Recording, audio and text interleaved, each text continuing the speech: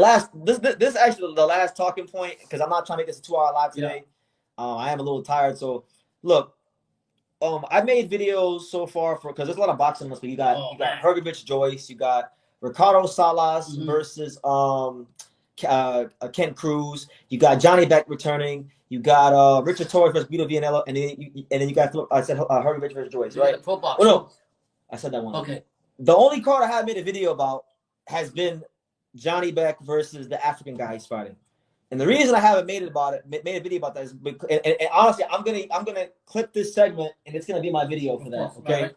So he's fighting. I'm going to screen share because I don't want to mispronounce this guy's name. Yeah. I don't really know how to say his name because these African names be really hard to. Can you pronounce that? Holy crap! And I know. I don't so know. This is Janibek's next opponent. I don't know much about him. The only thing I know about him is he was an Olympian. He was an Olympian. He's 14-0. When you check under the hood, you look at his box rec. I'll tell you this: he does have one big good win on his resume. He beat a fighter that I know that used to spar in South Florida, who's fought on some PBC card right here, 22-0. Fedor Chikurshin, who has been a sparring partner for Caleb Plant, Ian Morrell, good fighter, can box tall, can counter puncher. I've seen him switch stances at times. He's got some skills, crafty guy. So that's actually that win right there lets me know, okay, this guy is not a complete, pushover. He's not like Janibek's last opponent, Anauel Ngamissengue. Without even having to watch film, the fact that he has this win lets me know he's at a certain level, right? Yeah.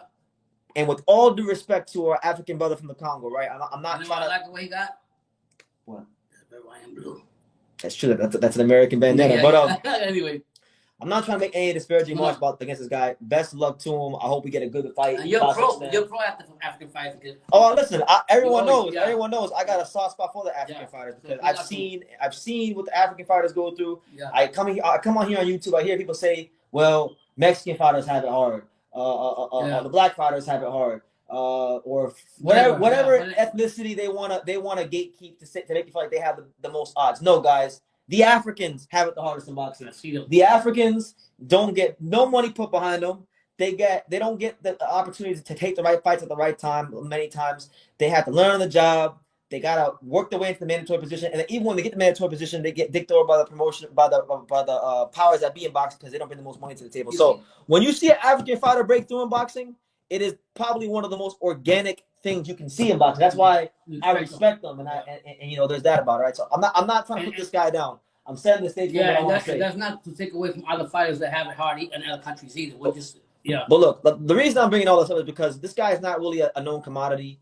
Janibek is regarded by many as quite possibly the best middleweight in the world, but he's being regarded as, and I like Janibek. Right. Like, I've been a Janibek fan for years, but. I'm not no fanboy. I'm gonna tell you how it is. Whether I like it. How you call it. Sometimes I gotta say shit I don't even want to say about fighters because it's the truth. The truth shall set you free. Yeah. Right now, Janibek is 16-0, and if you just look at the last three, we'll say everything since Denzel Bentley, right? From after Denzel Bentley, Stephen Butler, Vincenzo Gutierrez, unification fight, but not a strong champion. Right. And then Andre Mikhailovich, who did a lot of talking, but he couldn't talk a quarter of as good as he could fight, or he couldn't fight as good as he could talk, right? So he's not really getting the fights. Unfortunately for him, he's the best fighter in quite possibly the worst weight class in boxing right now. Wow. And I used to think in the beginning, like a couple of years ago, I used to think like Demetrius Andrade don't want to fight Janibek. These guys don't want to fight Janibek, right? I used to think that, but then time is the best revealer of all. Experience is the best teacher, and time is the best revealer of all. Because what I come to realize is that Janibek don't want to fight these guys, right? Because why? It's not even hating. So anybody who says BT you're hitting on Janibek, it's not even me saying that. He's saying it.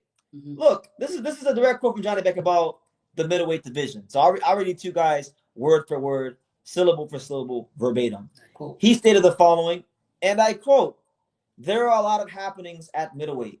Hamzah Sheeraz, Arizani Lara, and Carlos Adamas. Those guys are good fighters, but they are out of our range. They are not in my capacities. Stick your nose in the air. Put your pinky in the air." Janibek is saying these guys are good and they're not my level, but I'm not gonna fight them. Right. What type of shit is that? Yeah, that's some bullshit. So you fought Vincenzo Gutierrez, you fought Andre Mikhailovich. Those guys were on your level. Yeah. You ain't been in a fight on your level ever. It almost feels like the saying you think your shit don't stink. That's what I'm saying. You know, that's calling it real. You know, I mean, boxing humbles you, and if you feel that way, whoever you fight next or whenever it happens, you're gonna find out. And I'm saying that. Not hating him. I'm saying that about Janibek to say this. He's saying what every fighter around his weight says, that he want to fight Canelo. Now look, but the thing is, it's like, and this I don't blame Canelo for. Canelo's right. All you motherfuckers want, he'll come. He comes away and say, all you motherfuckers want is a big payday. That's why you want me. That's why you want to come to fight me. You know what I mean? When I was a nobody wanted to fight me. But all you guys, everybody's got the Canelo on their mind. That's what I'm saying. Now look, let's just assume that was true. That he actually wanted to fight Canelo. Okay, if you wanted to fight Canelo, why are you still middleweight? Hello. So it don't make no sense. You're saying the other guys at middleweight that people want to see you fight, you're too good to fight them, and you want to fight Canelo, but you're not even in Canelo's weight class. How are you gonna fight Canelo if you're not in the weight class? You gotta humble yourself, young buck. That don't make no sense. So I'm saying all of this to ask the question, and you guys can feel free to answer in the chat as well. Where the hell is Janibek's career going? Where is it going? Like, yeah, it's cool. He's got a belt. He's a fight champion. He's a good, really good fighter. But like, where's his career going? Nowhere. And it's going there fast. Yep. And he's getting older as time go by. So I mean, but if you feel that way, you're only hurting yourself. When you look at others like that below you that like that, but you want to fight some other fighters, it says a lot about you. Yeah. So look, I hope he changes tune and eventually do fight these guys. You know, Janibek got a great manager, one of the best managers in boxing, Egis Klimas. Yeah. I think Egis Klimas will make those fights when the time is right. Because at the end of the day, Janibek can say what he wants. Egis Klimas is going to make those executive decisions and guide his career on what he feels is the right path. And you know what? Fair play to him because I mean, Janibek, right? This fight against the African, he's doing something that's never been done before for his country. Because as great as Gennady Golovkin was, Gennady Golovkin never brought a world title fight to Kazakhstan. Holy Janibek, if I'm not mistaken, from what I've read and researched, this is the first ever world title fight in Kazakhstan. Oh, that's okay. Like, you know, so he's doing something. You know, so fair play to him. I just think like what you were saying. Didn't he fight also? Did he fight Anton Russell? You got the wrong weight class. Oh, I did? Gary Anton was like 3 weight classes. Yeah. Oh. That's 140. This 160. Okay. I don't know how I got confused. But yeah, but him bringing the fight back to Currency is good. But I mean, he's got to, you know, that's great news for him. But his time's going by. I was gonna say Igor. What's his name is Igor Klimas, yeah. He's got a successful track record. He's got Lomachenko. He's got this. He's got that. Right. That he's managed. So why not put him up there with somebody? But for you to say like I don't like. I'll tell you right now, this African guy. I gotta learn how to say his name. Yeah. I don't he's gotta be like an underdog. You know what? Let's check. What kind of underdog is this guy? Gotta be like a heavy underdog. Let's check. I want to check these odds. And I'll go for him. I'll put up. You ain't even seen him fight. I don't care. I'll do what Johnny said. Better draw. Yeah. That's what our friend does. But all right. And by the way, shout out to everybody here dropping your comments. I am going to get to them, so please do that. Please keep dropping the comments now on. The odds aren't listed there. Oh wow. In this fight, the African guy is a plus 500 underdog, so he is a 5-1 underdog. So that's not wide. I mean, if you go back and you look at previous Janibek fights, Vincenzo Gutierrez was a 5-1 underdog. And he was a champion. Damn. Denzel Bentley, who punched Janibek dead in his shit and gave him the best fight of his career so far. He was an 11-1 underdog, right? Yeah. So yeah, I mean, he's had Hassan Ben Dam. He was an 8-1 underdog. So Janibek's had less competitive fights than this one. And his activity. When's the last time he fought? Janibek, he fought. You're big on activity. Yeah, no, he fought in October. He fought Andre Mikhailovich. But see, look, that fight was so unmemorable. You forgot when he fought. That's my point. You're winning fights, you're champion, but like it's not significant. No, you know? Exactly. So I'm saying this because I like Janibek. I've been covering Janibek's. I think my first time. But my first video I made about Janibek was right here when he fought Christian Olivia. So I've been covering Janibek since April of 2019. 6 years on this channel. Before any American was talking about him, I was talking about Janibek. Wow. I was bigging up Janibek. I was telling y'all about this middleweight from Kazakhstan that was like really good. So I haven't been too thrilled with his career. And at first I thought, okay, yeah, it was some bad luck. He's in a bad weight class.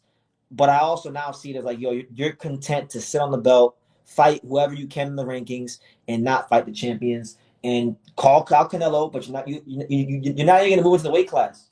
But you want a free ride. Like, you know what? I'll tell you this, and this be how I end the video. This be how I end this talking point. This talking point with Janibek.